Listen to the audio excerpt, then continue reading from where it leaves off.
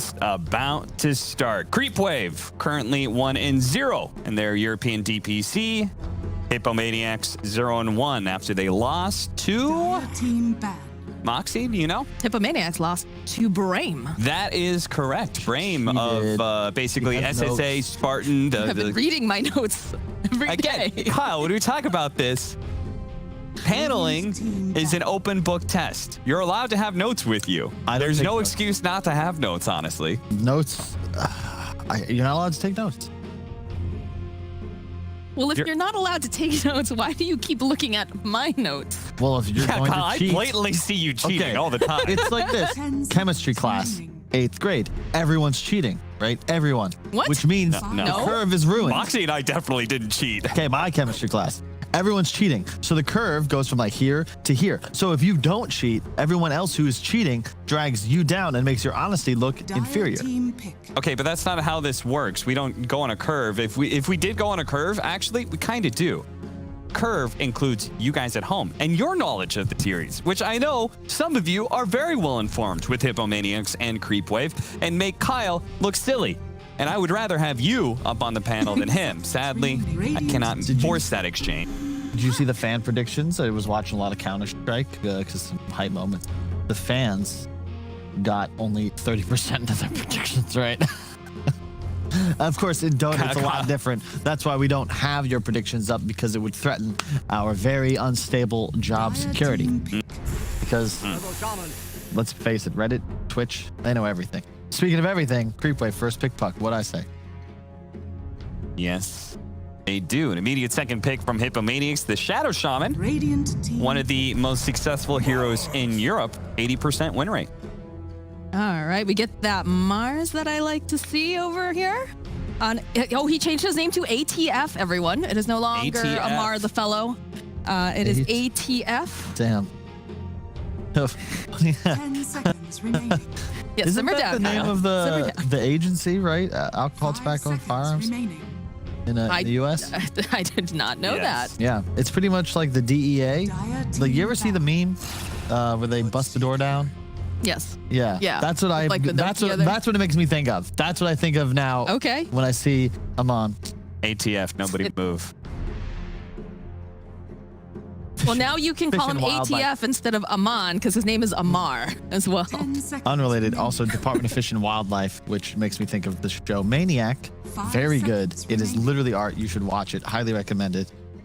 Hey, look, a Bloodseeker. I like this. They didn't open with 2 supports, because we have been criticizing a lot of these lower division teams that they open up with 2 supports. Instead, we get a little bit of flexibility here. Here's the thing.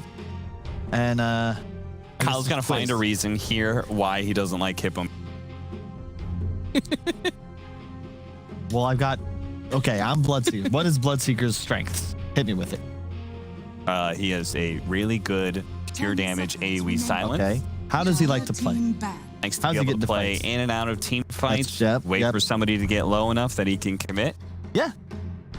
But you're playing against Puck Mars, which keep you in what's called the circle of death. The box. Yes. Put you in the box. Yes. So you're playing against 2 boxes, 2 circular boxes, and you pick Bloodseeker. 5 seconds remaining. Rupture not very effective against Puck, and yeah, you're gonna need a BKB, and we don't really like carry Bloodseeker at all. We don't? Okay. Is it necessarily going to be a creep? It kind of needs a BKB now. Offlane Bloodseekers typically are going for this more style.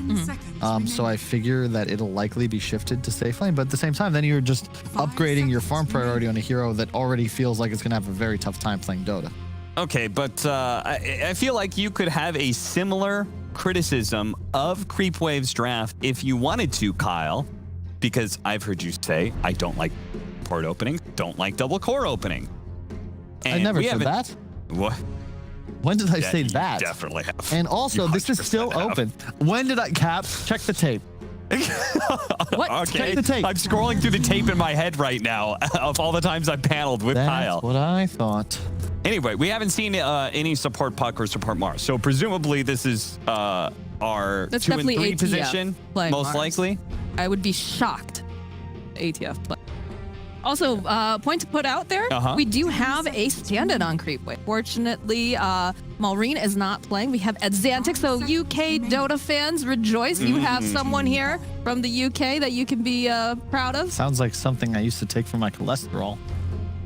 Xantic, yeah, it does kind of sound like a pharmaceutical, yes. You know what's fun? I never realized it, but I can't remember. I think it was because we were watching NFL playoffs the other day with a bunch of Europeans, and there's so many pharmaceutical advertisements, and it blows Europeans' minds because you just can't do that. Like, you can't just advertise drugs. You can't do that. Whereas in America, it's like, nope, all day, every day. I enjoy the long list of side effects that you may or may not have. That's the best part. Result in memory loss, brain hemorrhaging, sleepwalking. Cap, have you voiced any of those yet? I feel like that'd be right up your alley. Like, yes, I have. Do you get that headaches? is a specific kind of voice acting. It's just doing taglines. Speaking of stuff you should be taking, though, vitamin D. All right. Vitamin D deficiencies have been linked. Kyle's been bought out by big vitamin D. Hey, look, it's a crystal There's maiden. a reason. It is you're more likely to be sad and or depressed throughout the winter months because you don't get enough sunlight. Also, we're in the midst of a global pandemic. And also, you're a gamer.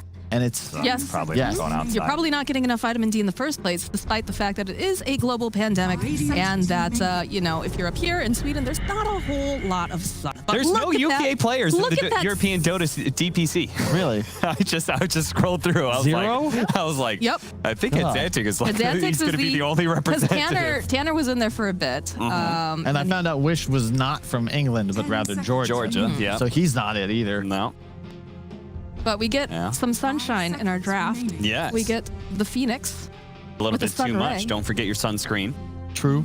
Yep. That's another life tip there. very important. You'll also stay younger looking if you And wear floss. sunscreen. Got to make sure you floss, guys. And also probably should work out and eat vegetables. Man, there's so much stuff you should do. You know what's easy? To go and drink coffee and eat candy.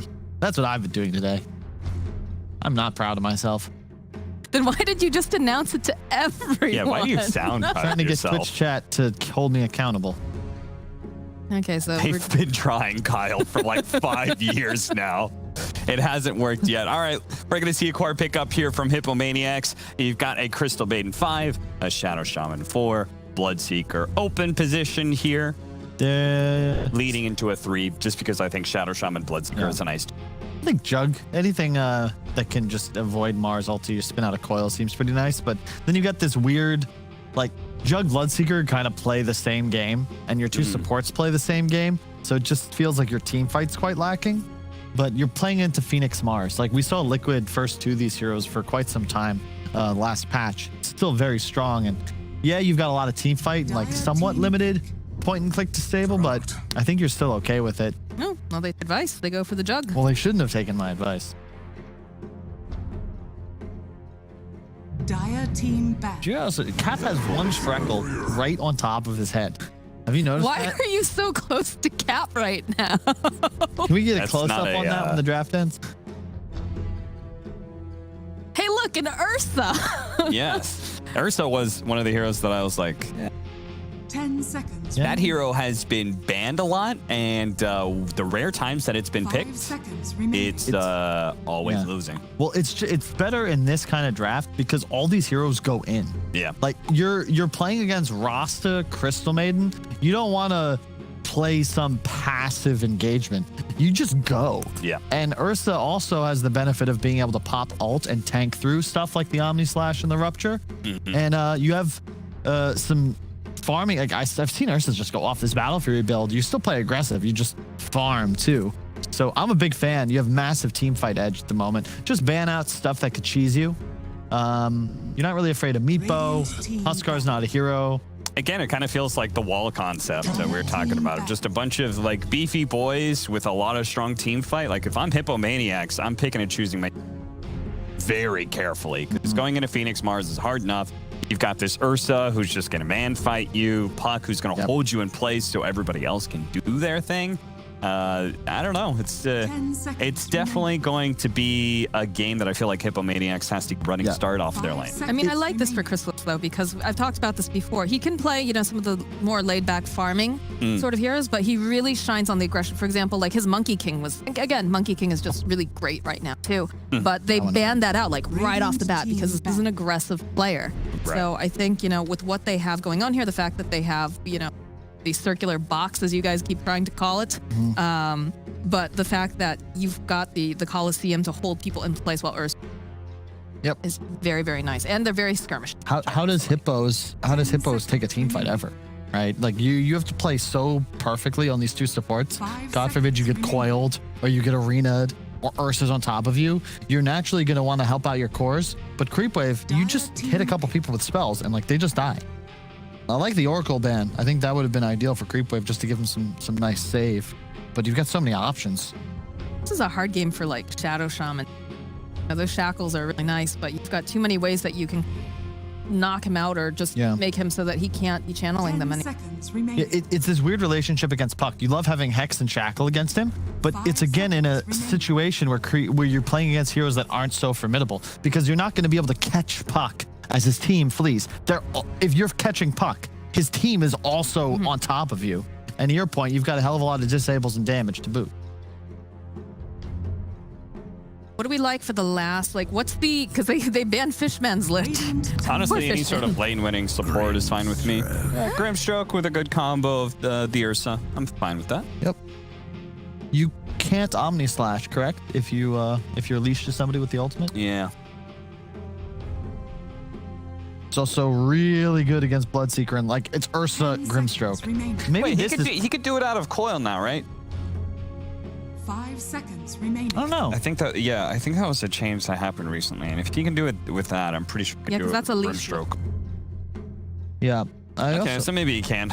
This is a lane I'd love to see Owen and Shiva play. Grimstroke Ursa just seems right, and Owen's much better on Battle Fury heroes. It's the only way we can be sure he hits creeps. All right, well, what do we need for our last pick? I feel like it's either got like a super dominant laner that can beat Puck super hard, or a hero that can kind of force action but not fully commit. Select your heroes. Not sure that's... Is that a 3? It is. Yeah. It is an awesome pick in the sense that it is excellent against these matchups. They needed damage, but it's just such a squishy draft, and it's a Bloodseeker mid now against Puck. That's pretty Puck favored, I believe. We'll see. I think that's the best pick they could have under the circumstances. It's really good against Ursa Puck. Yeah, you could see that situation where they just go from winning that off lane. If Bloodseeker does well enough in the mid lane matchup where he's getting just the CS to stay alive, well, I guess he doesn't even need to get the CS. That about Thirst. So hey, either way, if he's just getting enough sustain to stay alive in the mid lane matchup, they tower, they get some map control. They needed to win lanes in order to win this game. It functions like a Zeus as well, where if you get the Venom ult off in a fight, down blood, suddenly things. What's that mean exactly? The tunnel scene. Faster and faster. You know, yeah. Crazy and stuff. Okay. See, I was immediately thinking of the fat kid getting stuck in the chocolate pump. Yeah. No, that's not Gustus. Gustus. Save some for later. All right, Moxie, you got a prediction here? Is you know, everybody going Creepwave? I'm liking Creepwave. I think the Venom's a nice idea, but I'm just worried that he's going to get blown up before he... All right, Kyle, how does Hippomaniacs win?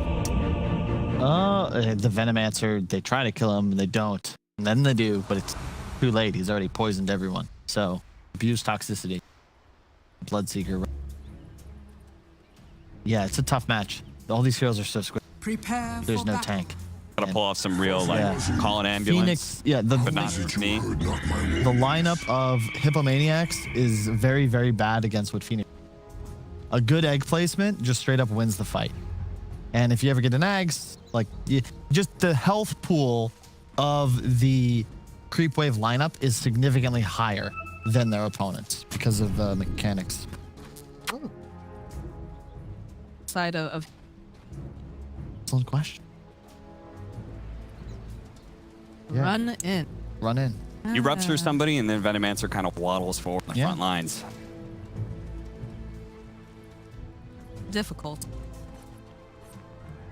Well, maybe that, you know, maybe they've run this a lot in their pubs or something. Well, Venom is really nice against Ursa because you just get kited so easily.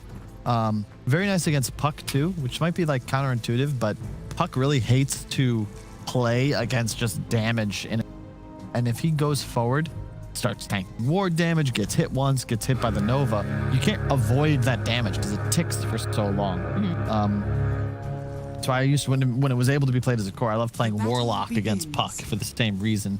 You just Fatal Bonds him and giggle because you can't do anything. Imagining you playing the game and the hee.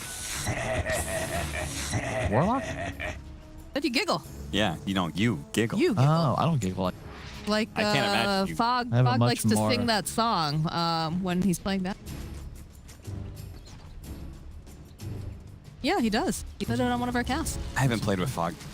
Yeah, he always dodges our man. And coming to Sweden. Yes, that was on purpose. He's like, oh, Kyle's gonna be there. Well, I mean, you know what it is like when I took my flight, right? I made an effort to dress. I brought a nice business bag. I looked part. Fog says that he deliberately didn't shower, wore sweatpants and a torn up hoodie. What do you know? They took a second look at it. This he is didn't shave either. I feel like that this gamer right underneath Kyle sings. This is not speculative, but middle lane, you know, you got Exantix on the Puck here. I'm sorry, Kyle, please. Take Exantix. He'll help elevate your Dota team to new heights. Side effects could be unintentional feeding, walking down the mid lane, and speaking with a Cockney accent. Try Exantix. Thanks, Kyle. No problem. Friendly PSA. Yeah. Anyways, though, what I was going... Puck, of course, having a really... damage, and then facing off with Mambo's here going to be... Oh, all right. Well, Bird is down in the bottom lane. Already icing over. So that's a pretty nice start for the Crystal Maiden. But poor Chrysalis is just getting poked away at, and that's exactly what we said needs to happen. Yeah, this is an impossible lane for Ursa. I'm actually surprised that they put him top. I expected they would dodge and try to match him up against Jug, but this is the other thing about this dual lane only meta. In the past, Veno off lane, you have no method of gaining creep. Like, it's Veno Rasta. You just put 3 heroes here, right? If this is a Tusk and a Phoenix with any hero, you're just gonna kill them over and over, and you're gonna get free farm on your Ursa. But when it's a 2-on-2 lane, this 2 range, albeit squishy with low base damage, you just smack in the face until he has to heal. Yeah, I mean, I don't know how they could aggro into a Juggernaut because they've got the Grimstone. Well, no, you aggro safe into the against the Veno, or you just swap the Ursa to bottom at this. And I don't super love the idea of Phoenix. Me neither. But I think sometimes you got to... I actually think he's also better in tri-lanes than people give him credit for. Just consider that the spirits have nice damage, and you slow... Like, you can't attack. So Phoenix just hits 2 heroes in the enemy tri-lane with it, and you're good to go. Yeah. Doesn't everyone just run into Phoenix at level 1 immediately because he has no escape mechanism and armor? Rasta, though? Like, what are you going to do? Just, like, spit on it? Oh, ATF. Well, the root in place with that frostbite. A little bit. Fairy Fire going to be able to keep him alive. Slow them down. Very tough game. That is the big... He is not really able to... Surprised that they didn't at all inside him. Yeah. But at this point, it's too late. But yeah, as you can see, he's just getting clicked. Oh, that's the strat. Gale. The shackles not going to be able too long, but Fishman takes a decent chunk of harass. I love the build too. Not this ward build. Just get at least the 2 points in the Gale. They have CM aura as well, so you're just gonna spam. And yeah, this is unplayable top lane. You're gonna need a rotation from the Puck. That is the benefit. Puck at 6 just comes top. You get both kills, no problem. And it's tough for the Hippomaniacs lineup to counter gank.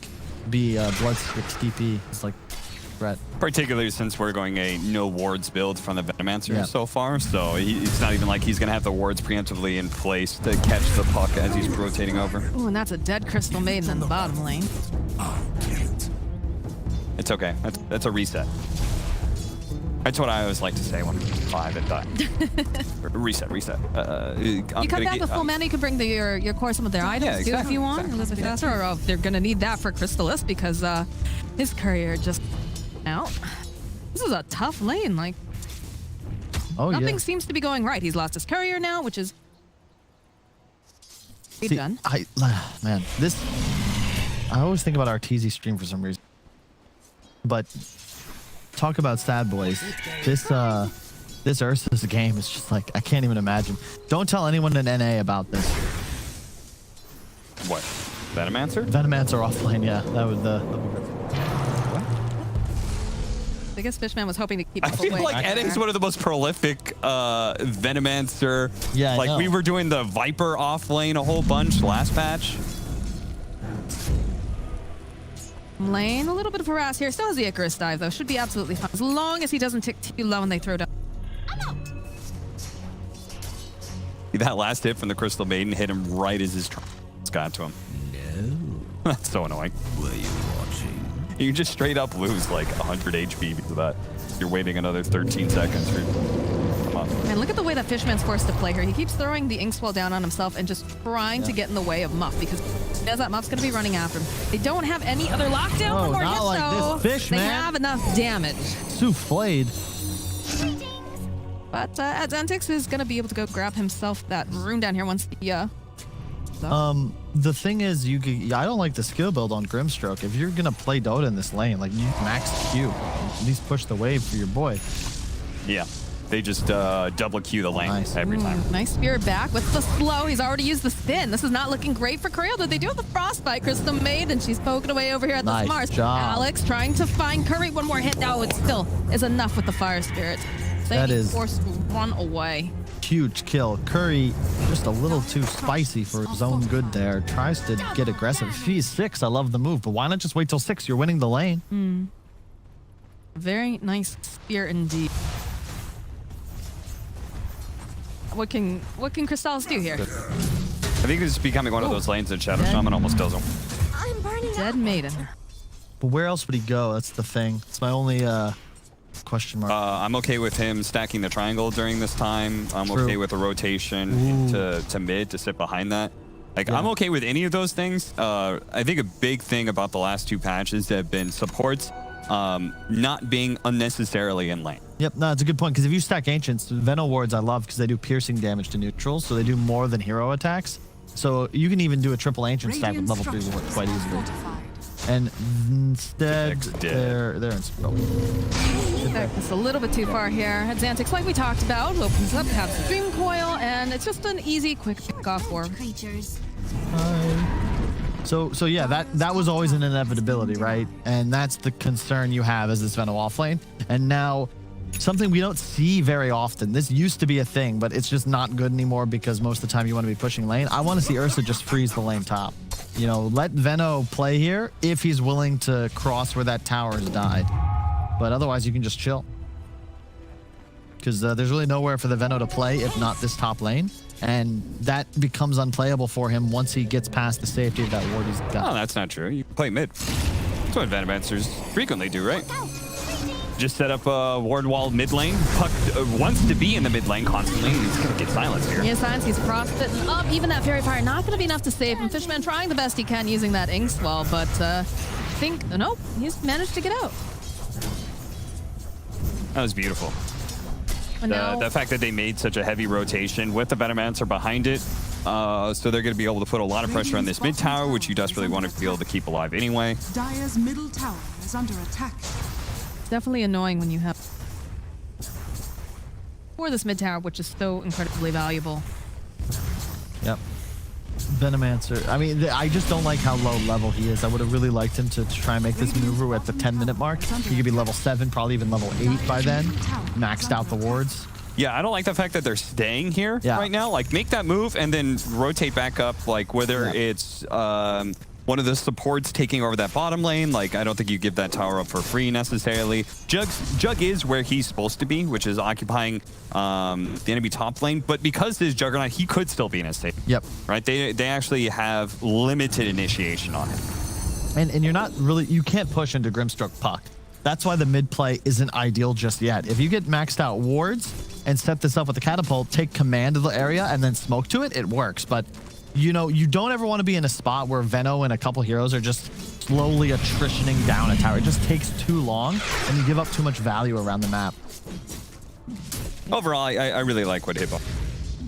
It feels like they're being very active. They're taking the strength that they got from their laning phase and putting pressure. It feels like Creepwave is constantly having to respond to everything Hippomaniacs is doing, which is what I wanted the tempo of the game. Level 6 on the Phoenix now, so this mid push just became much harder. And now it's all about finding a favorable fight. If you are Creepwave, Hippomaniacs will effectively always be able to out-damage trade you if you're not in a scenario where it's at least like on 3. But now you've got Mars Arena ready, Coils ready, Egg is ready. You get these spells off on 2-3 heroes, and those 2-3 heroes. Grimstroke, level 4, but... Fine, he's got his big brothers here to most of the setup. And Puck, I think they had vision of him off of that ward, so they should know about this. Maybe Muff will die, maybe not. it looks like they're not too interested. Good. Give up that tower. Put pressure on mid right now. Like, if you don't want to fight into that Puck at the safe lane, which I think is probably too risky of a move right now, just immediately rotate your heroes from bottom into mid. Yeah, making his way over, as is that Puck. This'll come in handy.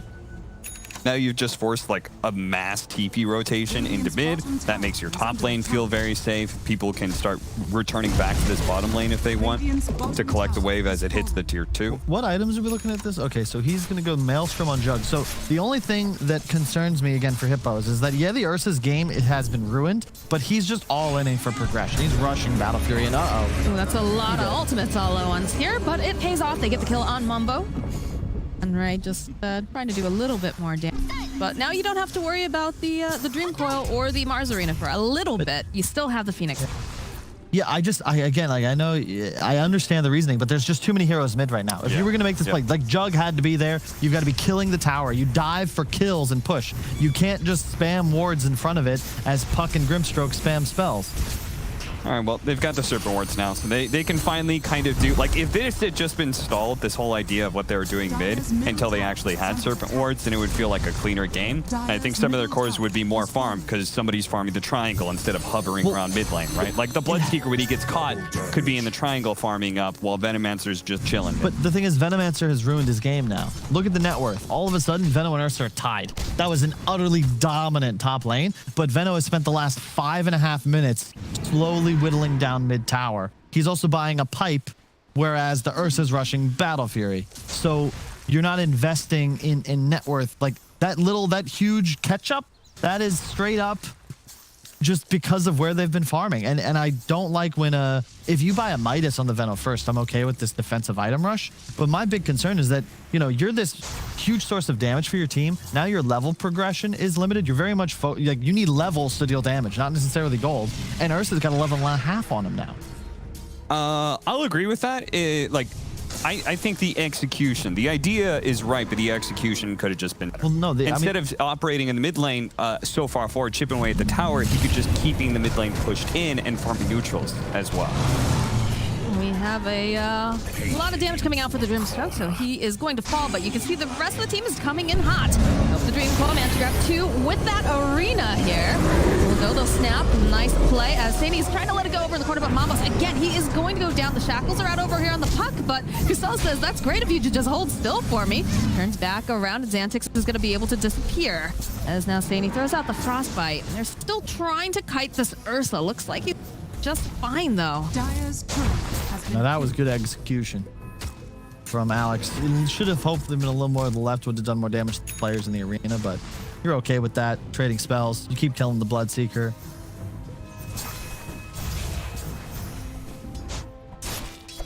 Yeah, so far so good. Curry, I just don't know if he can afford to play this passive. Again, if he'd gone for some sort of hyper scaling build, you know, I've seen Miracle go like Mask of Madness into Battle Fury. I would have loved that.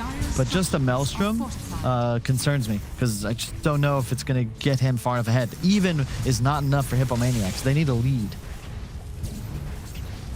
They're starting to get a lead in terms of just towers that they've been about that. Smoke over here. Be able to go find Moth. Silence immediately coming out, and that should be a very dead Shadow Shaman. Oh, and they managed to find the Crystal Maiden too, so this is going to be a double support kill, it's looking like. Sunray coming out from Phoenix, and Xantix will get yet another kill. So this is typically why you don't see too many teams try and push the enemy off lane tower, because you are pretty much kind of in a dead end, and it's very easy for the enemy team to cut into the jungle and collect whatever kill. The only way out in that situation is TP. There's no way to like run back through the lane. It's just a little bit too far, which is why typically people would be playing in the enemy jungle. That was just more of a result of circumstances of where that team fight previously was, and they said, okay, we have Serpent Wards, let's try and take this offlane tier tower just because we're here. I just would like to see them playing, like, if they've already taken this mid tower, play for mid, play in that top lane, and then maybe you can get some wards occasionally in the triangle just to kind of see what's there with the Serpent Wards from the Venomancer. But I feel like they would have a better time just playing up this top end. Mambo's the hop forward with the ink swell to stun them up and take them down. This poor Bloodseeker has felt like a non-factor this entire time. How do you make plays? This is the whole trouble we had with the Hippo draft. Like, you can place wards and walk down lanes, but meanwhile, Creepwave are just killing you. And to Cap's point, the other reason is that when you go to the enemy safe, your own safe lane to push, the enemy team wants to kill you because that's the value area of the map for them. They want to take your jungle. So they can just invade, place wards for free, collect a couple of kills, and you're very happy with that. Nice deny. Sending the last. Those needs to be careful, though. There are 3 people hot on this trail. Fishman's here, though. Going to try to keep him alive a little bit longer. Things will boost. Xantix jumps in. Back off, forcing out the spin from the jug. We got a pipe on Veno. Do indeed. I think you literally hold a ward line. If we go down to like where those steps are, you hold a ward line from like that area into mid. It's basically how you make sure that the enemy team no longer feels comfortable. Mid lane's constantly going to be pushed in because those wards are there, and they can't invade into their own jungle because that's the most common area to go. I do like the really fast push to tier 2. Like, this general rotation is great. I think it's kind of what I would have liked to see that earlier. This is fantastic. They did it with the Siege Wagon push. They're going to get the outpost, and they still have plenty to defend. This is big too. Phoenix really wants his level 12. The outpost pops. Wrap around on them. By surprise, they'll be able to maybe catch this puck. Immediately, though, do they have the detection? He's silenced up. Yes, they do. They drop the sentry, but they don't have a way to really hold him in place. Sunray's going to be able to keep him alive just a little bit longer, long enough for him to go up here. The rupture damage. Rupture, though, coming through. Mavos is more than happy to take that kill. Comes out from the Phoenix. Fishman says, I am out of here. Teleports out immediately. They're losing the puck. Yeah, nice move. You only lose the one. It could have been much worse. And note, can we swap back the levels real quick? Because net worth is a little deceiving. This is the big concern you have. The Ursa is level 13 and scaling. Venomancer level 10. 14 now on the Ursa. It all comes back to how much time was spent middle. The advantage was utilized to slowly gain, whereas Crystal is gambled, bet big on the item progression, and now it's paying off. So, yeah, you're still in this Hippomaniacs, but you need to accelerate the state of play. You have a pipe. Every minute that you don't take a fight, that pipe becomes a worse and worse investment for your offlane Veno. And ow. Down goes the Veno. There's a lot of physical damage threat as well. It's very odd to me that the pipe was rushed. I'm also a stickler for itemization, specifically on these weirder heroes like Veno, where effectively you can do anything. You know, we've seen Ags, we've seen Blink, Veil, Mech, Atos. Like, I'm pretty sure you could buy anything you want on Venno and make and find a reason for it. Okay, so what did you want? Anything that was offensive. A pipe wouldn't have been bad. Or sorry, a veil. A veil. I just think mech is a better item than pipe in many situations. And the mana boots are quite nice just to increase your ward spam. But in this game, you could have gone for a veil. It's not a terrible Atos game. Underneath that one. Drums. Oh, Dad.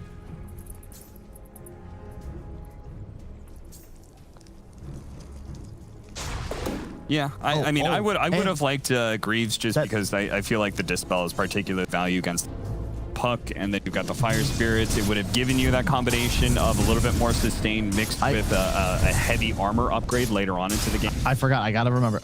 One of our experts, BSJ, he is the Ursa expert, and he always says Ursa hates playing against Yules. I wouldn't have minded that either. You don't have anyone building one, which makes this Chrysalis Ursa game like no. Okay. But it's too, like, if he has one a little earlier, it's just so much easier. Anytime Ursa pops ult or overpower, you just Yules him up in the air, and that's pretty much his game over. BKB rush after the Sange on Mambo, all right. Trying to go for this Roche play. They've dedicated the Serpent Wards. Doesn't seem like anyone on Creepwave seems like they are too interested trying to even interrupt this. I get it, but is that going to be enough, you guys? The gold lead. It's gone up to 4K with nothing happening. Under attack. Roshan has fallen to the rift. Teleports down to the bottom area, though. They know that the Ursa's there, trying to fit. But there's a lot of damage that was put on that tier 2 time.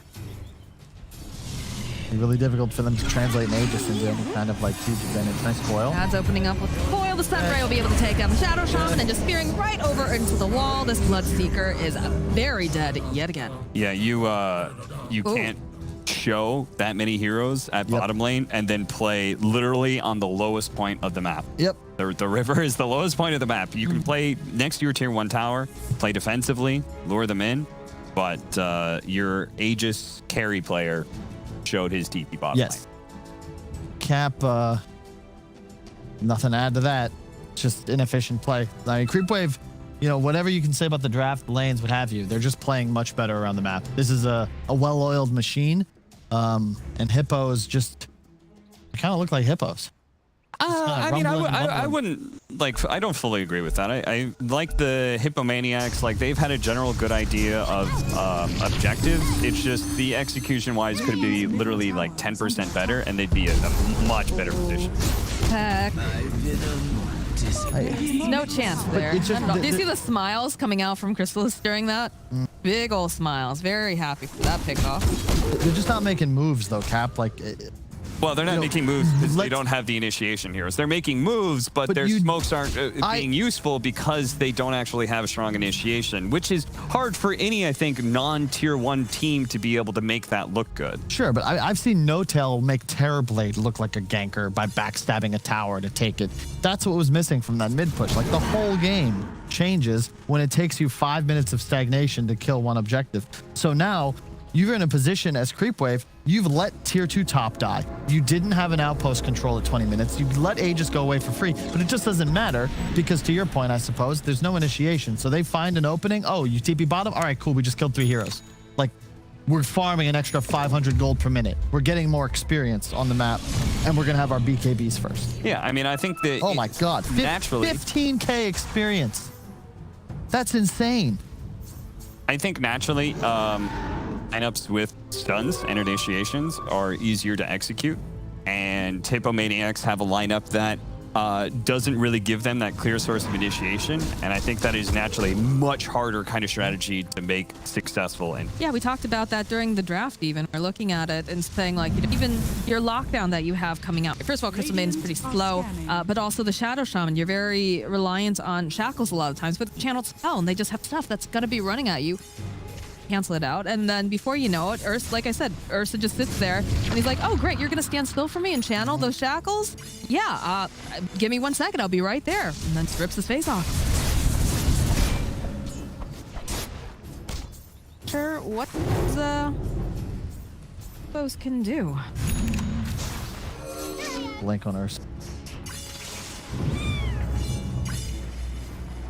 was reading a couple people on Twitter were talking about it. It just feels like Dota right now, like if you lose in the draft, like you lose really, really hard. It feels like. Is that just the state of this current meta right now? Like obviously, you know, if you lose in the draft, it's a normal thing, but feels like especially punishing lately. Well, I think part of it is no one's ever on a clock anymore. There's so many new items and upgrades added that you don't run out of gold. Or rather, you don't run out of things to shop for. So previously, you'd feel like after like that 4th, 5th item, it's like, oh, I can get something that makes me deal a little more damage, but maybe that's it. But items like Arcane Blink is just absurd. Straight the overpowering Blink, is under attack. the upgrades to Yules even late game, you can save an ally. Nice pack. This is nice. They found him over in the corner and rooted him up just as he's about to Icarus dive. Yeah, I think drafting's always been apparent in Dota. It's just that also nowadays, I think people are just better. So the better a team is, even against like good competition, you see this in tier 1 matches as well. You know, if a game is solved, it's like, again, it's chess. So if I play an inferior line and you know how to exploit it, it doesn't matter how good I am as a player. I've played a bad line. Like, you're not going to be able to recover from that. The same way it's very tough to recover from a bad draft if the enemy doesn't make unforced errors of their own. I think it's also like talking about solved game. Dota, the economy and map did not change from the last patch to this one. That's right? very cool. You haven't had an economy in a while. Yeah, you can switch up the heroes, but like your general understanding of how to play Dota is the same from the last patch, and the last patch lasted a really long time. Ooh, a very aggressive blink forward here. Tipek is just absolutely blown up. They've got a beautiful Dreamcoil into the arena. Everything is looking so very good for Creepwave as they take down Sandy Mambo. He's got the blink, or rather the BKB. He can't do anything to egg off on the side. Everything is just so perfect for that team fight. It's gonna come back up again, and I have a feeling he's going right back down. Although, do they have it? No, it doesn't even matter. They don't need a stun. It's a triple kill now for Alex. Yeah, that is so 2 principles for the fans at home, quite important. Moxie touched on one. Very hard to win a game without stuns. You talk to Insania, Fly, any of us old Han guys will say the same thing. Pick stuns, don't not pick stuns. And in this case, you see the other principle. If 5 players on both teams run at each other and everyone uses their spells, who wins? In this game, it's Creepwave. Really, really hard. And yeah. God, you feel bad for Mambos because he has that BKB up and he's just like, I don't know what to do. I guess I'll hit the egg. No chance. No chance. Are fortified. Thrown out here on the Mars plus the shackles. He's pretty tanky though, Mambos though. Maybe he can do enough, but there's the BKB coming out. And ATF is just bashing them back. He doesn't seem to care too much. He might actually go down. No. Oh. He just barely manages to get out. The stun on the Bloodseeker, then the smash for the lifesteal, and then the TP. What a beast. ATF on the escape. Successful raid. Oh my gosh. And they have the Aghanim Scepter now picked up on the puck. Yep. 13K net worth lead at 26 minutes in. So now you've got better catch for Juggernaut, so even he doesn't feel very good about any sort of like split pushing. He can never show himself solo in a lane. And yeah, I mean, Bloodseeker BKB, first item. I don't count Sanj. So what? Had to look at him. Good. There. Oh, and they find themselves yet another prey, Mambos. Ballsy yet again.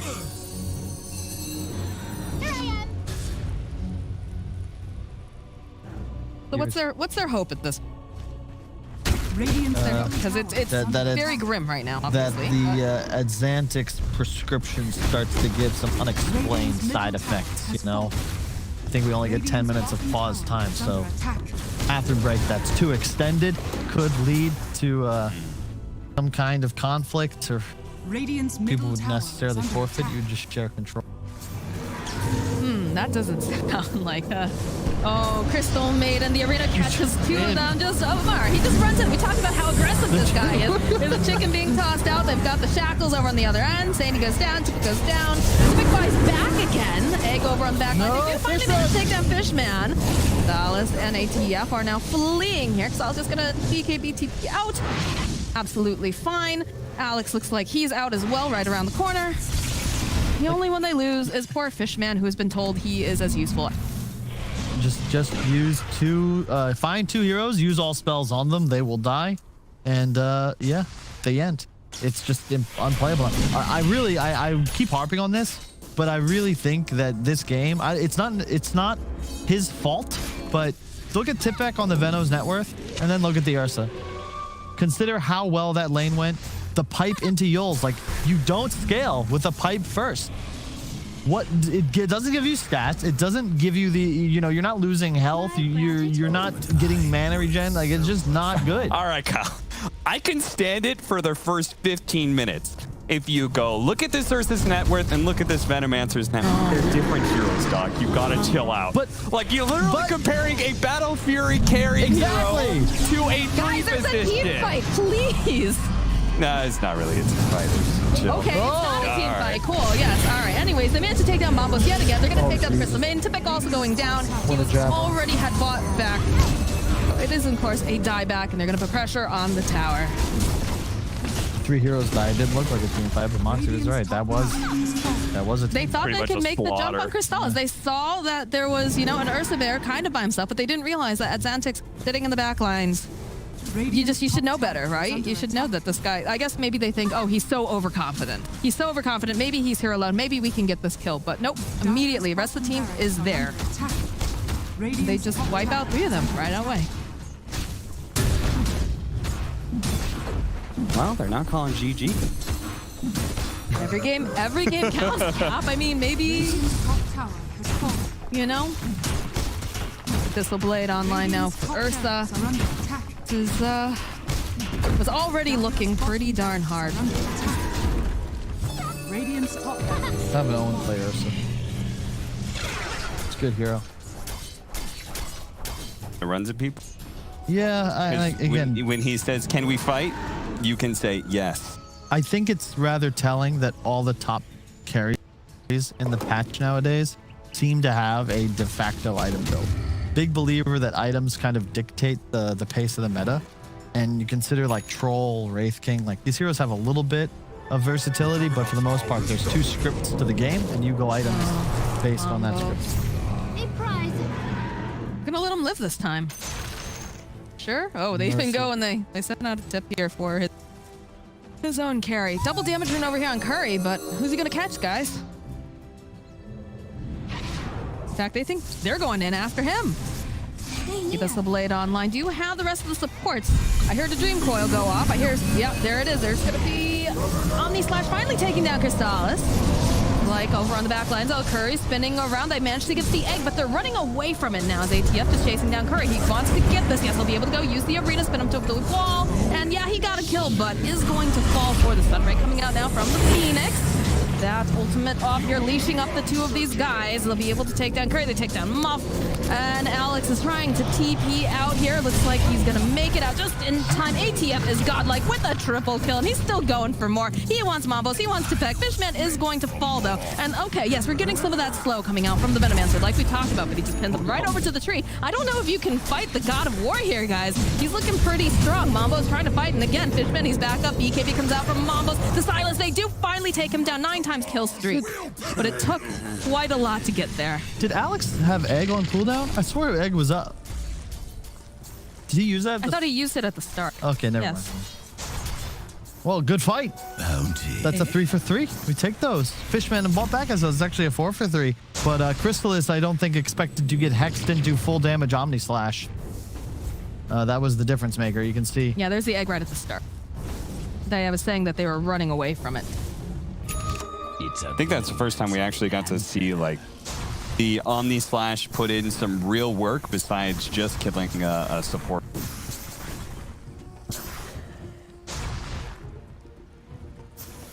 But I mean, I guess somebody has to deal with top lane and still be able to join the team. But there is a if God forbid this Juggernaut somehow doesn't manage to get off his Omni Slash in a team fight, they have literally no damage. You got a Heaven's Halberd, BKB, Bloodseeker, and a Pipe Yules Venomancer. Mambos is just hit enough buttons before. Yeah, I mean, he got a lot of gold from the last fight, so maybe he'll be able to pick up an item that allows him to hit a little bit more.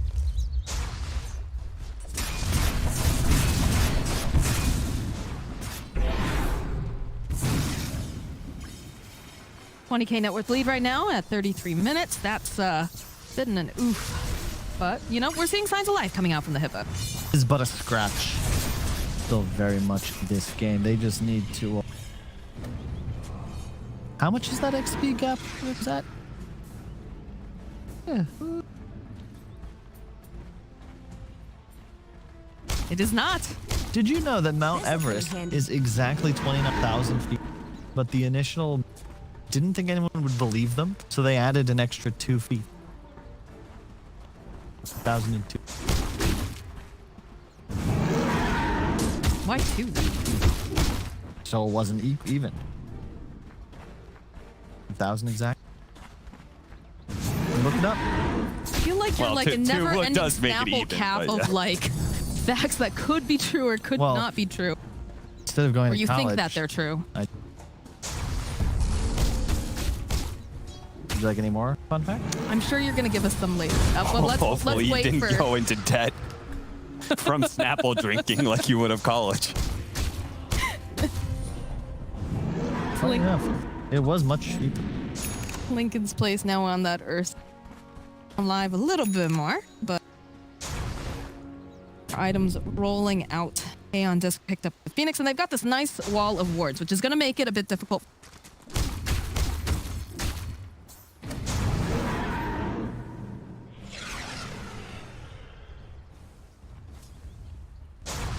Dire are scanning.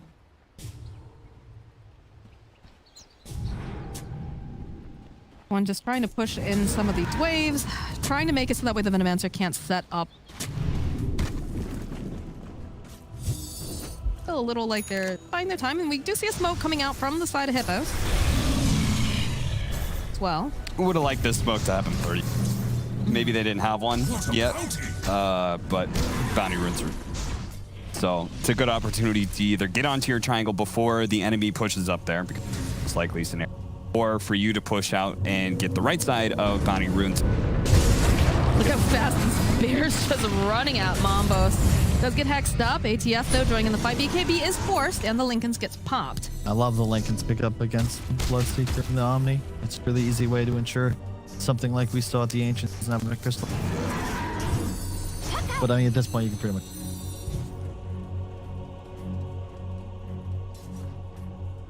stole your dad's credit card. Do whatever you want.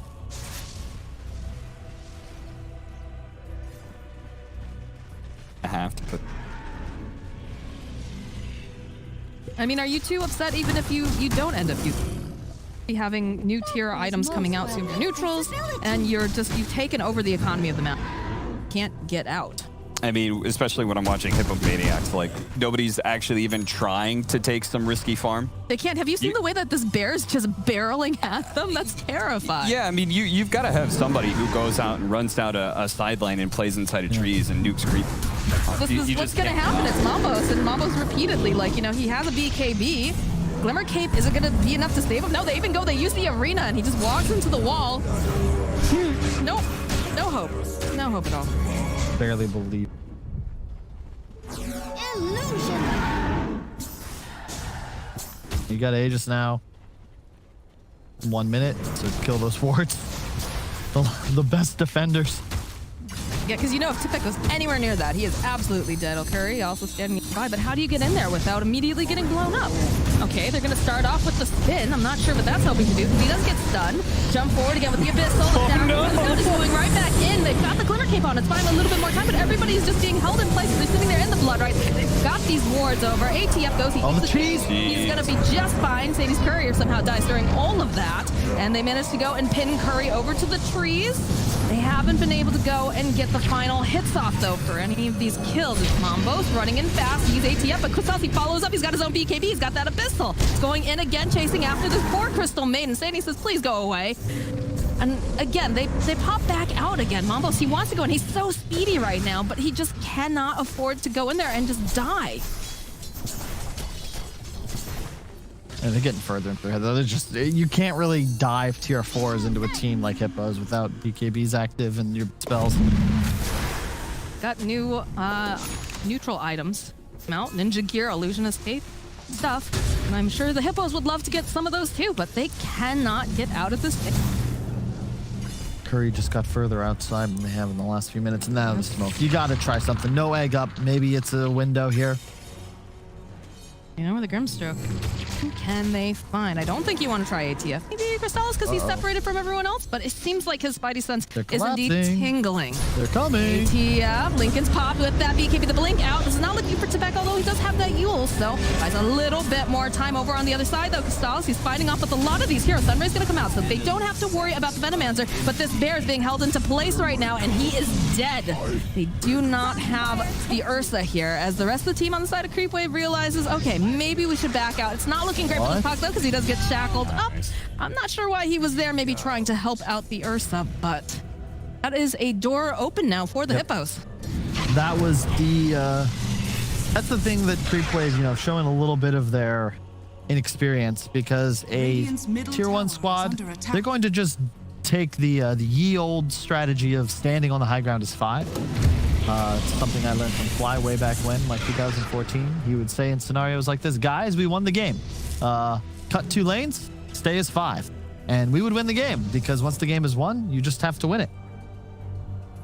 Yeah, there's like some variations where, okay, you sit on the triangle, you cut top wave and cut mid wave over and over again. They're not going to walk into you. The only play they have is somebody going bottom lane, in which case you can occasionally go for a smoke or send like one hero like your Puck to find that pick off.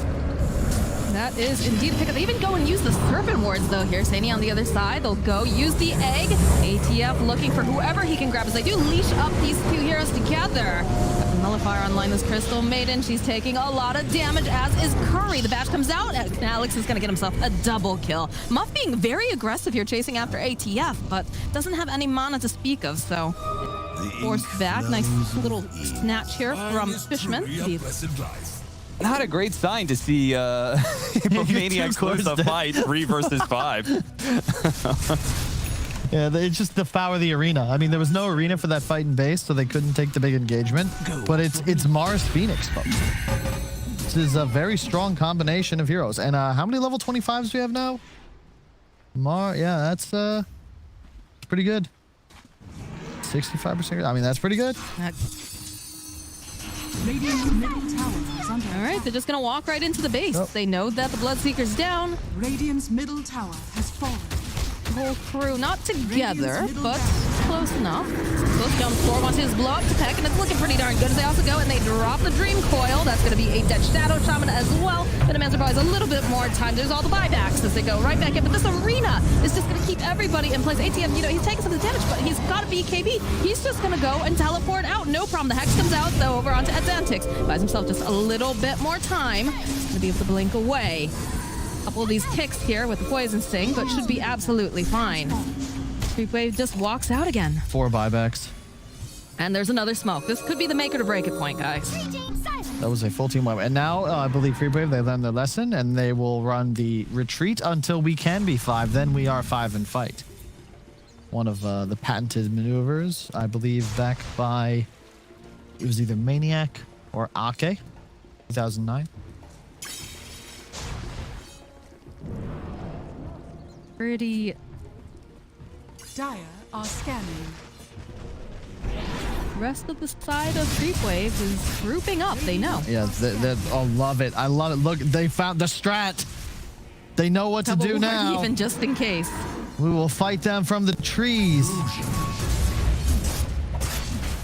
Illusions. Cooldown's up. We're 5. Let's chill. We'll walk at them. Pop the smoke. This is closing out a game right here. No chances. No messing around anymore. Guard will find Tepek. Maybe no, he goes down. Down. There he is. Going after Mombos again. Mombos is absolutely obliterated. They've managed to take out a courier at least, but it's not enough, obviously. The side of Hippos, and they're still hunting here. ATF, he's hunting. They go over to the high ground. Curry. Up. Ninja gear, trying an engagement. Think that they can necessarily fight in that base, but I think they can really fight anywhere else on the map either. The Roche pit they go, though. Creepwave. Just ensure that they have the definite advantage here with Nate. Good stuff. Roshan has fallen the Dire. Whiff blink.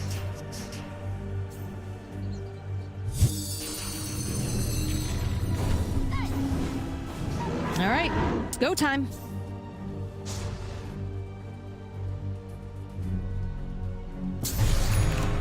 Immediately BK being ATF. All right, all right. Radiant's middle barracks. Got the Minotaur horn rather. You got it, flaunt it. Radiant's middle barracks. Yeah, you know, no. Making moves on this bottom tower. I'm not sure how they fight this. Jug isn't even pinging anything. Yeah. Guys, this is- Radiant's bottom barracks. okay, I mean, if you give up megas, I'm not sure what the comeback mechanic be, but strategy. Radiant's bottom barracks. Yes. Now have Love the warding from Fishman. They probably have a better chance against Megas and having the Bloodseeker alive than Dire's a bottom 4 versus 5 without Bloodseekers, so. They certainly, Hippomaniacs does not say die. Give him that much. Perhaps they're going to try to make one final push as 5. Give it their best shot immediately, though. ATF, they've got them bound together as well. That is going to be a very dead muff. And over on the other side, looks like the bear was looking to maybe get the jump on someone. Is going to get disarmed. He's going to have to hop himself away. Focus now over on the towers. Why they're backing so very much here as Curry comes forward, gets a bash off immediately over onto the Marth. Follow up, though, from Xantix. Gets another Dream Coil, and those BKBs don't do anything. Look at the damage coming out from Crystallis, though. He's just cleaving them all, but he's taking a lot of damage himself. That's going to be the Aegis getting popped. So they managed to kill the bear once, but I don't think they can kill him a second time, guys. That goes, uses Poison Nova. And the ATF, he does manage to steer the jug over to the side. That's so much damage coming out, though. Again, though, they'll be able to go throw up the bear into the air, but this is looking like a very, very dead Mambos. And I'm not sure if they're going to go climbing into that well after them, but it seems like they really can't leave it. Xantix is just spending a little bit of time in here as well. They go, they get the kill on Tipic, and the GG does get dropped as Creepwave win game number 1 in convincing fashion. I can't believe they let that abuse keep going on for so long on Hippomaniacs. 45 minutes. This game, Maybe they're trying to wear down Creepwave mentally, make them play as late as possible for this full best of 3. I don't know, man.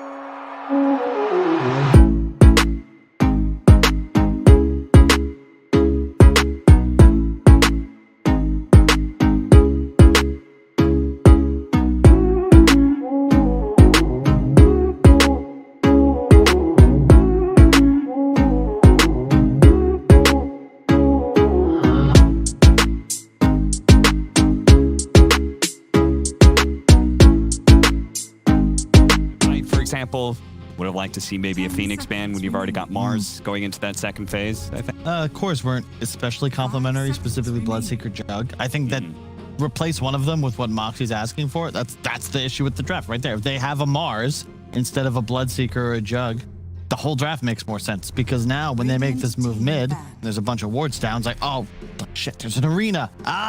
Everybody dies, and you can actually take that edge and get kills with it. Okay, but they did have synergy between Venomancer and Bloodseeker, right? So can you craft, I mean, you were talking about that, right? Pop Gale, Bloodseeker's happy. Do you just not like that core duo? I think the core duo is fine. It's the Jug just seems lost, if that's what. So give me your, like, we don't have to even think about bans. Like, what is that fill-in? Is it Bloodseeker playing a one position? You've got a different mid. Do you want what kind of different carry do you want? What makes that lineup a lot more complementary? Replace Bloodseeker and Jug with a Slardar, and I think you feel way happier. You have an easy blink stun, and then suddenly your supports have somebody to play around. It's really tough to play CM and Rasta without somebody that's actually engaging in a fight for you. And some force of good initiation, which is what Hippomaniacs are going to start their draft with. There's no better hero right now, I think, to look at and just be like, okay, we can start fights. That's Puck. That's Puck in a nutshell. Yeah, and that Void Spirit is definitely an ads Void Spirit, I can tell you right here, right now. So just kind of making sure that their stand-in is going to have something that he's comfortable with, and also the fact that you open up with the Puck, you kind of know what they're going to. Generally, again, Puck can be rotated into many different positions, but most likely the one that we've seen recently has been as that. Be the third most picked hero. It's a great counter to Puck, right? I think it goes both ways, no? It's just favorable in the lane. But I will say I've got more and more respect for Void Spirit the more I see it played. I just think Witchblade was just perfect for the hero. And I think Puck has seen a lot of play just for the same reason. Witchblade is that replacement item that doesn't... It gives you a bonus, I think, 2 armor and 8 intelligence for the effect. For the recipe, I think is 650, and it gives you that bonus stat and the bonus effect, so just like way more damage. It's sort of why we saw, if you remember the old Blade Mail before the recipe cost, it was just bonus armor, bonus int, bonus damage, and the effect for free.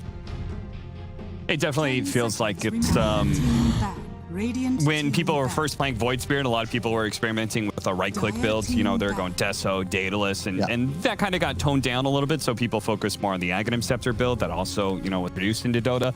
And Witch's Blade feels like the nice middle line between the two, where you could still do a lot more right-click damage with the Void Spirit, thanks to the Witch Blade, while still being able to have a very spell damage burst oriented. It just, no matter what, you clear creep waves with Dissimulate and Pulse. So you need to itemize to ensure you can, in theory, use those on cooldown to just go farm. You don't want to be stuck right-clicking. Is this this Timbersaw pick with no strength heroes on the board, a decent amount of magic damage? They're pretty much straight up picking this Timbersaw and then just going into the next banning phase. They're saying, we only have to ban 3 heroes to make this Timbersaw a good pick. That's what I look at it. It's unique, I guess. It's strange. I'm interested to see what they're going to do with this Timber, because of the fact that, you know, there was a Mars available, and that is very much ATF's hero, probably his favorite one, and one that he really shines on. But I'm guessing they've got something up their sleeves. It's not like they don't have anything to lock down, right? Because that was our criticism of the first draft, is that, you know, you had a Shadow Shaman, but, you know, he does have to, you know, channel whatnot, and then the rest of it just felt a little bit too hard to pin people down. So the Puck's going to help that with the Dream Coil. You already had the Frostbite from the Christmas in the first game. I'm wondering why they particularly wanted the Timber.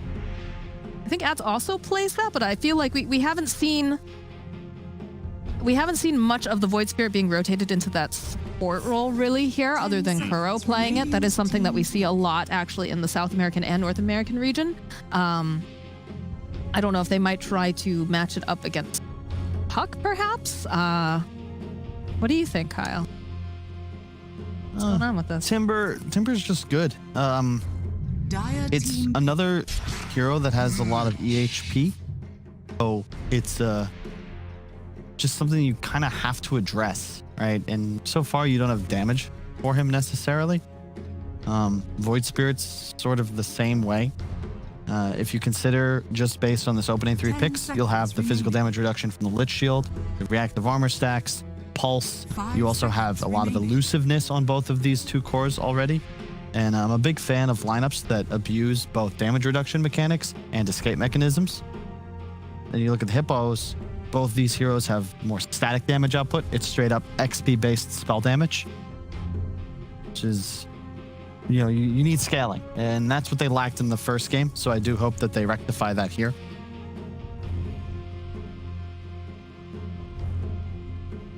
This next pick's gonna be Radiant bit of an idea. Okay, that's Yeah, I that is think a little Kyle does weird. not like that. Sounds like Kat Wait, does you not like break on ulti now though, right? When you get the shard, yes. Okay. Well, It only breaks for 4 seconds. 4 seconds. 4 seconds. 10 Yeah, that's seconds not remaining. bad. but you're also really 5 not, seconds you just don't enjoy playing against Timber. The stuns are nice, don't get me wrong, but I always like Spirit Breaker more with a hero like Nature's Prophet, just because you abuse map control around the map. The problem I have when you pair it with, say, a Puck is that you're not necessarily abusing this vision to find kills because the damage is so static. So like a Puck Spirit Breaker doesn't kill a Timber. An Orchid Quap, that can kill the Timber. So I prefer to see more riskier high damage heroes. Lena is another example from history. Also, there are better combo heroes with Puck specific. Yeah. If you want to, say, break the coil, Spirit Breaker doesn't do that very well. Exactly. Unless somebody pushes themselves at the edge of the coil and then you charge into them a little bit of distance to break it, but like Earth Spirit, example. Kick, boom, that breaks the coil very easily. It feels like you're not going to really be able to bully the Timber Saw. You can't bully Void Spirit. If he gets to Assimilate, then he can dodge the charge. So I like SF a lot in this game for Hippos. If you're going to go with the Spirit Breaker, Mirana. and Puck can go to off lane to your point. This is most likely support Mirana in the 4 spot. Yeah, I think it's Alex. yeah, you always like a 4 position that can be a little bit more independent and out of lane. Like the Shadow Shaman from last game, he's gonna sit in lane because he has nothing else to do. Mirana moves around, arrows some creeps, maybe tries to arrow the mid lane. That'll give Timbersaw that solo experience. Yeah, I'd like to see them pick a hero that can abuse Ancients. That freedom of the 4 position means you can do a lot of stacking. This is what made it so powerful when Liquid played it. So any kind of Battle Fury hero you're going to be happy with? Yeah, pretty much. Either that or I don't believe in the side lane Deucer. We got an option. I'm a big Bristleback fan. Played it yesterday, lost, but it was a good game. I don't want to talk about that one. I think I went like 19-1 in like 20 in the first 30 minutes of that game. Kyle was like 11-0 and 30. But it wasn't enough. It was not enough. I think that might have been Owen Cheever's 3,000th game. Is that or 3001? But either way, it was. We'll move on. I once again like the Hippos lineup. I think this is a bit more stable. Troll seems relatively underpicked outside of China. 10 seconds remaining. I'm never a huge fan of Troll just because it feels like this is a hero that's very easily shut down. Just because of, the ultimate, he does go crazy and, he's cannot be killed, but you get yourself a halberd or you get yourself a hero that just throws him in a bubble or something. Like you just take him off the map and all of a sudden it's just like, okay, well, that was fun. Now what do we do? I get why he's good, but I'm always side-eyeing that hero just a little bit. Granted, what they have right now on the side of Creepwave isn't necessarily going to be, able to just pop him, into another dimension or whatever. But there are just really easy ways to kind of still deal with them. Yeah, well, it's just about sustained damage. You're going to have a tough time taking out Creepwave's heroes. Troll's nice just because you're never going to really run out of gas. And it doesn't matter if you throw all the armor on the Timbersaw. He just continues to smack him until death. Ember's a nice pick. You have some catch now, and it will be a Puck off lane. Like that a lot more if you're going to go for the Spirit Breaker. So all of a sudden, CM looks really nice. All 4 of these heroes benefit from having free mana regen. and you can play very fast. You're not going to have those issues where you run out of damage later on in the game.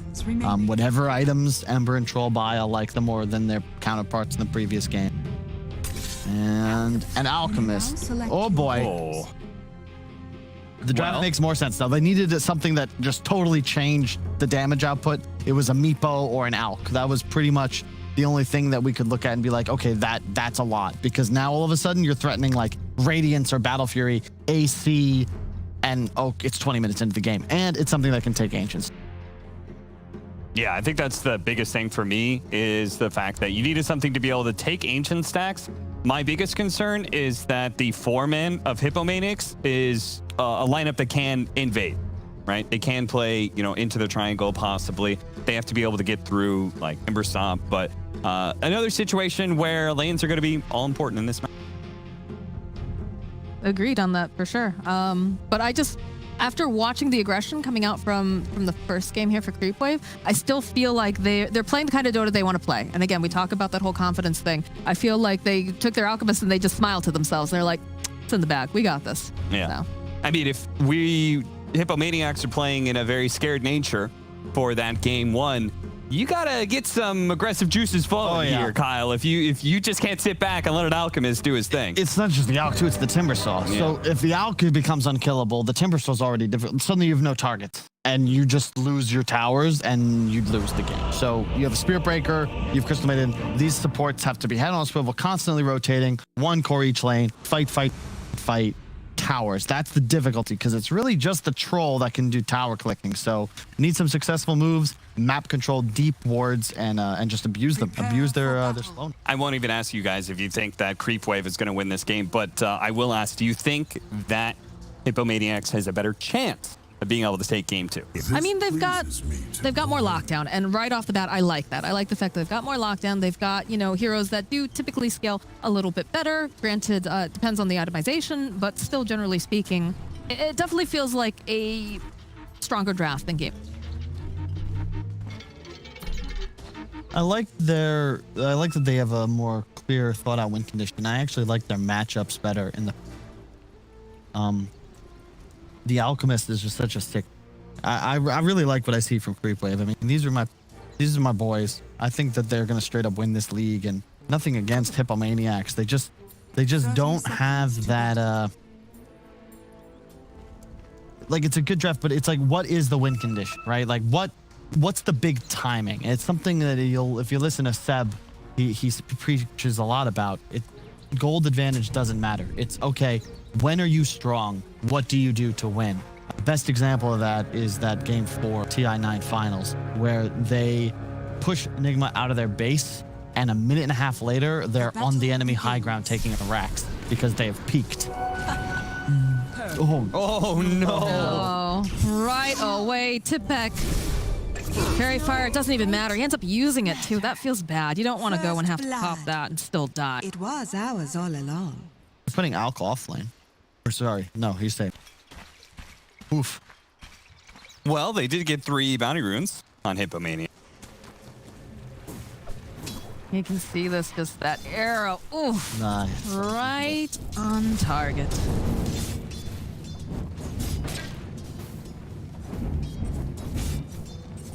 But this is a matchup we see a lot, right?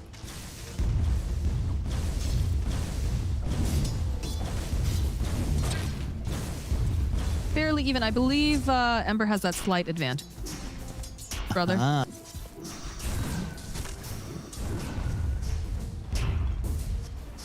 No one answers me. It goes both ways. It goes both ways. But yeah, I think Ember has a slight lead. But I have seen this matchup won by both parties. It's I feel like almost even all 3 spirits just kind of have answers to each other nowadays. It used to be Storm would absolutely dominate Ember. Now you can see Ember. The chains changed. The root mechanic being made into what it is now has really just changed all of Ember's match. Same goes with Storm Spirit getting his pullback buff, so he can actually level it in lane. And not walk so slow. Yeah. That was so annoying to deal with. I think it's like 55-45 sort of matchup. Okay. It just really depends on the player. I feel like too. I've seen Void Spirit win the matchup a little bit more than Ember, but all down to the player probably. Another kill here. How? What? I'm not 100% sure. Do we have the Sacred Arrow? Okay. Yes. You know, one thing I really do like, though, about the side of Creepwave, right? We've gotten Mirana's going to be able to roam because you have a Timbersaw in lane, but also they're going to be able to go and really challenge for the runes. Yep. So important for them. No, it's the perfect for the match because you can also stack with. You're free to do whatever the hell you want, and when you have an Alchemist Timber on your team, that is the dream. You have multiple heroes that can take stacks, and to your point, yeah, control the runes because no one on the team really wants them other than the Void Spirit. He'll focus on the power runes, and Mirana is just kind of free to do whatever he pleases. Charge out here on the bottom lane. Frost Shield, though, again, we talked about how powerful that can be. One thing is the Alchemist. I think it's been kind of underrated when it comes to his laning factor for a while now. Now we see people playing it off lane. It goes to show this hero is very tough to fight into underneath Acid Spray. Like a good water boy. Oh, he didn't fill it. That would have been sick. And that is another example of a free support influencing the game. That would have been an amazing bottle fill and pretty much won the lane for his Void Spirit. He's just going to have to hope that he can go and grab one of the other runes will pop up. Dire's courier. Advantage here. Snipe. There was a courier snipe in the bottom lane already, too. So, evening up the score. It's one of the interesting changes in the game is with the removal of the 2-minute runes. Mid is, and really just laning in general, it's not about kills anymore. It's about resource management. So, if you have more HP mana, like you see now, this is lane dominance. This is better than a gank. You are happier with 2 free waves of dominance than getting a kill on the enemy and allowing him to TP back in with full HP mana. Which is so counterintuitive, it feels from. I mean, the running joke, too, is whenever, if you're playing position 5, maybe you're just like, oh, well, it was just, you know, I'm going back to base and I'm going to go and bring back some items for my core. Xantic's grabbing up that rune. Yeah. Very happy. That's another, like, dying as a support became necessary. This is looking like a dead Mambos. Alex jumping forward. No time here. Muff taking it. Stay away from my Ember. And the bottom lane, they get the kill on Typic. Oh dear, are they losing all 3 lanes? Feels kind of like it. I mean, Timbersaw obviously won't have the same kind of CS as Troll, but as long as he's getting levels, it's all that kind of really matters. He hasn't had any fear to go to the lane, honestly. Like, yes, he's escaping, you know, with very few hit points, but at the end of the day, he's escaping. Exactly what he does.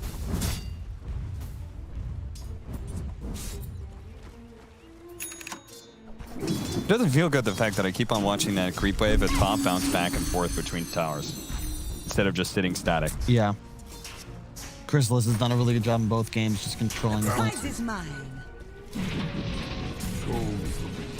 Get a split on the bounty room. Arrow coming in. Not quite landing on the target it wants, but close enough where I think Curry's a little bit nervous here. Bottom lane, just chasing after Tipek.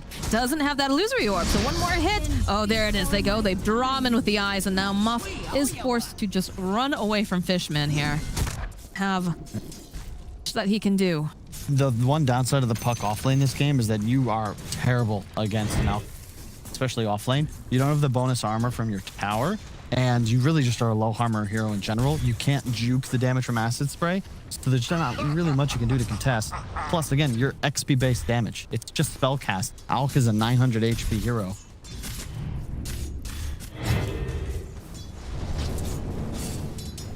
I like how aggressive it's really been forcing Mambos to play a little bit, and I think like it's very, very important.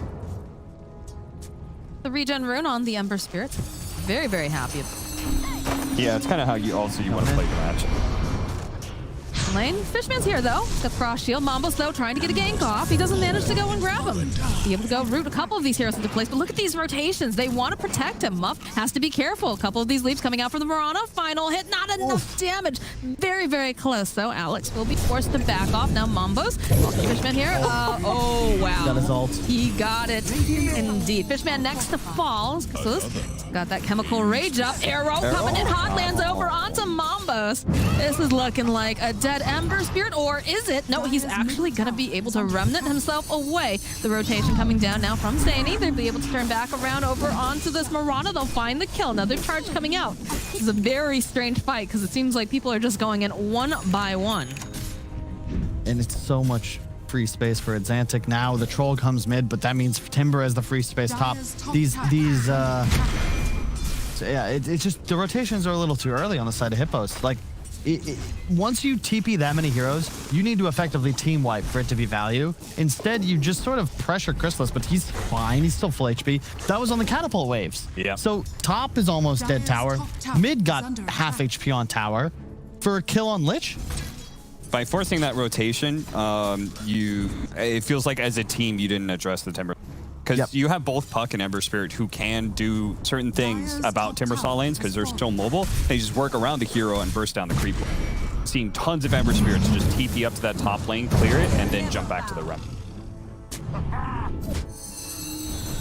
Good rotation, at least. So is it just that their timings are off, guys? Because it seems like you kind of like what they're doing, but what consistently I keep hearing you guys say is I would have liked that, you know, maybe a little bit sooner or, you know, maybe just a little bit later. It's to use I'll try and help. I forget sometimes.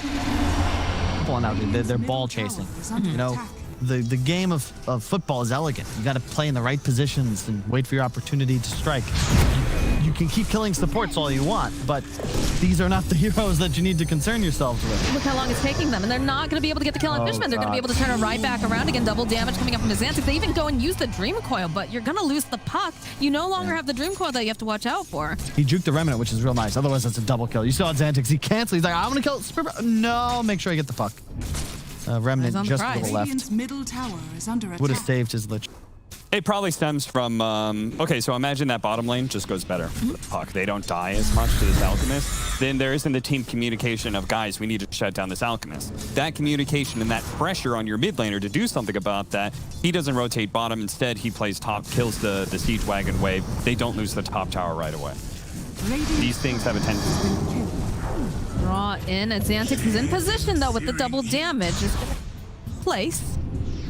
This is the thing, though. You're also feeling pressured, right? It's like the free farming Alk at this point. You're like, we got to do something, but it's counterproductive when you panic. You and Timber saw things. Oh, what an arrow! Wow. Right well played, well on played, target. well played. Dire's middle tower is under attack. Up top, I wouldn't panic. You're gonna have Battle Fury on Alk, sure, but the hero only gets really spooky at like that third item. It's more about finding him in the jungle, stopping a stack, killing enemy towers. Well, Stream Coil gets dropped up with the silence, but the Chain Frost getting a couple nice bounces here. This is not looking great. Mambos will go down to the chalk from up over here on the side. Is going to get held into place. They'll find the kill. Tipic now trying to run away from ATF. He's just chonking away at him. Is he going to go for the dive there? It looks like he tried to, but wasn't able to. There's going to be a root up over here onto the run. Look at it. Look at Amar. Amar, the fella, trying to get in there, and he's not going to be able to. Xantic strong right back in. Nice arrow followed up from Alex. They just need to put a little bit more damage over here onto this troll. We'll go and grab ourselves a bounty rune on the way, get a little snack along the road. Do have to be careful though, Sani is nearby. Xantic's feeling pretty hungry for this. Gonna go through the Aether Remnant. It's a little short. Curry is yelling at Stan. Get out of the way. Woo woo. But it just feels like, once again, there's just too many heroes that don't do enough. You know, Spirit Breaker, CM, Puck. They do the damage of their abilities, and that is it. It's not enough. Moth gets dragged right back in. Sandy now is going to get the bedroom eyes here from Fishman as he draws back the crystal. Oh my arrow God, over on the side. again. And Alex with these arrows. What is up with that today? How? Mambos gets taken down. Bottom tower is A under regular attack. Robin Hood out here. That is absurd. He's like 5 for 5. Steph Curry. Do you get that reference? I'm surprised. From the logo. I do know that one at least. I'm surprised that Kyle didn't say Legolas to Robin. Thought a Lord of the Rings reference was right up his alley. I watched all the Russell Crowe movies recently. Oh, Middle tower is okay. under attack. And yeah, it's a solid reboot of Robin Hood. I still prefer Men in Tights, but it's a solid flick. Mel Brooks. What? Yeah, look at this Mambos, right? Oof. Has been denied. Perfect. Absolutely. It's kind of wild how long Dave Chappelle's Kitty! away. What? Oh, God. Oh my God, I love it. All right. So, I was told during the break I needed to be better. Oh, yeah. Who told you that? At maintaining a positive attitude. And I'm going to try that right now. So, Hippomaniacs, your back's up against the wall. You've lost all 3 of your tier 1s. It's 12 minutes in. You're down 7K gold. Alchemist has a Battle Fury. What do you do to get back into this? Tell us, coach. Production says smile, which... Ooh. Again, God. Right into it. Okay, let me think. What's Troll got? Nothing. Okay, you're gonna smoke. We're gonna smoke. We're gonna place deep wards, enemy side of the map. We need to make some sort of move around the mid tower. We've got to kill the Marana and the Lich because this. You got to kill the archers, right? Any good military mind knows the cavalry flank, kill the archers, win the day. That's what we got to see here. Okay. Dig it. That it could work too. Dig a tunnel from the tier 2 mid to the enemy territory. Maybe I hope they drop the shovel. Yeah, right. It's under attack. Do they have the shovel? They have a shovel. Cinny has it. Alex. Okay. Alex They're and missing Cindy a both tier have 1 shovel. item as well. At 13 minutes. Not a great sign. Rest easy. It's the concept is there. It's just there's better heroes for the lineup. Oh, hang on. Yo-yo of death arrow. No, Tefeki's got his dancing shoes on. He just jukes out of the way. Crossbody coming now. They buy a little bit more time. They finally get the kill over onto Xantix. And now over on the other side, Fishman trying to hold this troll into place. He is going to pay for it with his life. Instead, he lets it go in the back lanes. But look at this ultimate. Finally, we saw in a couple other series where he was having a lot of trouble getting off the ulti to do anything. And by God, it did great. Chakram coming in hot too. We'll take them up. ATF, how do you stop him? How do you get this guy to go away? The arrow. Here it comes. Come on, I Alex. can feel it. Oh. Alex? He knows.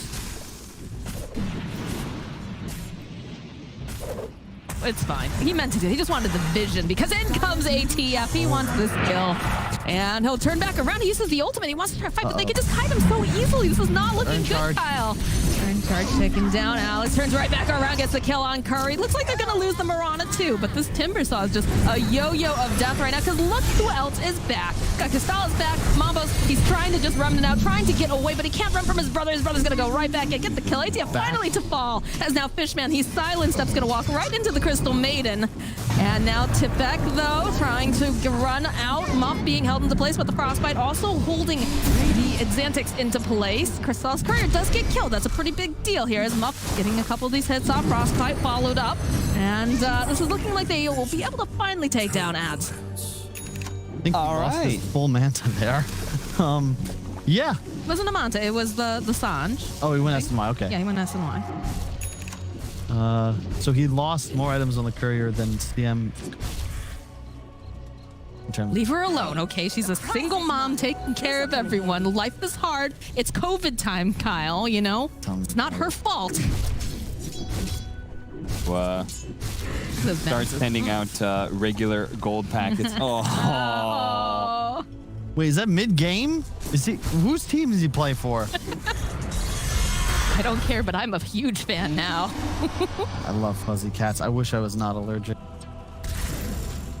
Anyway, so yeah, this is one of those scenarios. Oh, that's Fishman's cat. So yeah, he's just chilling with them during the game. All he's got to do is press ulti anyway, right? No, I mean, he's been using the eyes, you know, the sinister gaze, drawing them in. It's just so hard. Hippomaniacs, they've got all this burst damage, but you can't kill any of the 3 cores. So it's a hard game. I mean, you can. It just takes forever to do it. Yeah. It's just suboptimal synergy for the 3-4-5. Like, again, Spirit Breaker, you need more burst. You need more damage output. I'm sorry, is our puck going earned? Hey, that was his first item, 3 boots. Okay. I just saw 3 different heroes that could go Spirit Vessel. What is this? Just no remnants. All right, dodge the point blanket. He's blocked it. No. Not like this. I'm very curious about what made them choose, you know, over any 4 position, because Spirit Breaker just doesn't give you. Oh, the arrow line up right on the mark here. Not as many bounces as Fishman would have liked, Help but him. Stay invis. They have detection? I am now Yes, free. ATF though. More than happy to just blow up Sunny here. And they're on the hunt too. They're looking for something else. Hurry off in the corner. Stas is just like, bros, I'm vibing. Can we just chill?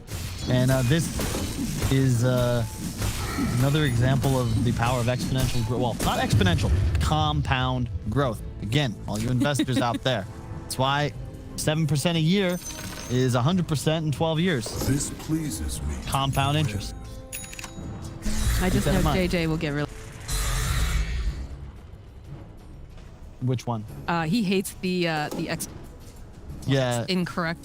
Not I so do that also all the not time. Yeah. like that. Do you know I started doing it more when they told me? I believe that Like 100% because you are a troll, sir. My favorite thing to tell Nahaz is that it's well-known supply.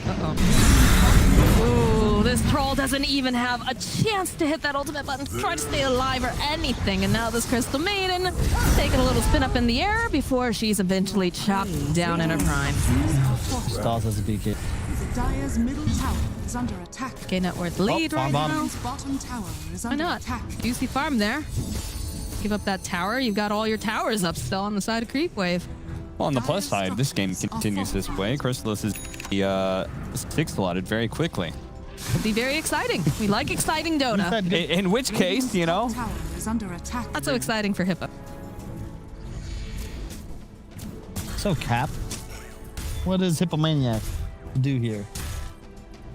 I think they're pretty much reliant on some big throws. How big? Gargantuan is a word I don't use very often in Paint us a picture. broadcasts. So, Paint us a picture, Cap. Tell us exactly how things so need go to ahead go and down. take that Alchemist and Bloodlust him. Okay. Then have him pop BKB. Okay. Then give him Undying's Flesh Golem ability. Okay, all right, all Then right. drop a Giant's Ring. We got to go real late for that, though, Cap. Yeah. Well, I think that's Hippomaniac's best chance at this true. game. Is probably stretch this out like mega late, where somehow the Alchemist is like, I don't have any more items I can buy, guys. Like, I guess I'll start giving you Aghanim stuff. Radiant's top tower. is That's under actually attack. very scary, though, too. He's handed out. Radiant's top Oh, no, it like is. it's Halloween. That's what Kyle was talking about when it comes to the fact that Mail buys him a little Got more him. time. They Nice. managed to take down Fishman, but doesn't matter. They're going to end up losing Mup. And while this is going down, Sunny is taking a lot of damage here from Chrysalis. So he finds himself a very dead maiden. Adds into position here. This puck is taunted, and that's a double kill now for ATF. Combo's just trying to run away. Can he do it, though, is the question, because they're hot on his heels. They need to go and throw out a remnant or something. The Eagles will come into play with the arrow. Everything in the kitchen sink. It's a triple kill for ATF. could have jumped. They're just so strong. I feel like the EHP is once again heavily in favor of the Creepwave lineup. Like, how do you kill Timberal Void Spirit? Like, That's let what alone they're all of asking them. themselves right now, I'm sure. Like the trouble with the 3, 4, 5, even Ember Spirit, the damage output's just not there. Especially even with Troll rushing a Battle Fury. I don't think that's bad, but like to get kills, it feels like you needed like an Ember Deso, a Troll Diffusal at like 12 minutes into the game. And then you actually have the DPS where, oh crap, like a Spearbreaker charge into an ult, like that's a threat, that's a kill on somebody. With the way he's been playing so active, I kind of wish he changed item builds. Just swap them from last game. Battle Fury Jug for last game to have him scale into late game. Yeah. This game, I think Maelstrom was the play. We saw Miracle go in that matchup. Yeah, against the Troll Timber. versus Timbersaw. How do you pressure this guy early? You give yourself magic damage because your constant hits, all physical, not very high damage. Timbersaw loves that crap. That's a really good point, actually, because the Javelin pickup, the magic damage proc actually threatens the Troll. And we saw them kill Troll, like Timbersaw rather, a couple of times because of that. That's a really good point. Because you're effectively just trying to... Going Battle Fury makes sense if you're ahead, because then you can pressure map and sort of keep up without. But if you're behind, you can't catch up against an Optimist. Hold that thought as we do have a fight breaking out. Muff will be taken down as Puff got that stun up. Will jump right over onto Tibet. They just have too much lockdown. This poor Puck cannot get away. That's not something you usually say about a Puck. A Puck can usually manage to find some way to be slippery, but he's just had a very rough time this game. And it just always feels like Creepwave is one step ahead of them. Oh no, Curry. Right into Xantix, into the Remnant, into the... Oh, the arrow does come out, but he manages to get the ultimate off, so he'll buy himself a little bit more time. Mambos is here, the root is in place. Crystal Maiden letting it go, trying to just nuke him down, but Curry still will fall as they just walk out of the Crystal Maiden ultimate. And she gets taunted right back up again as being frostbitten, but it doesn't matter. It's a double kill again for ATF as Crystals is just in there. Based on that arrow. What are these arrows, Alex? Just GG gets called. They've had enough of a beaten. Hello, darkness, my old friend. It's under attack.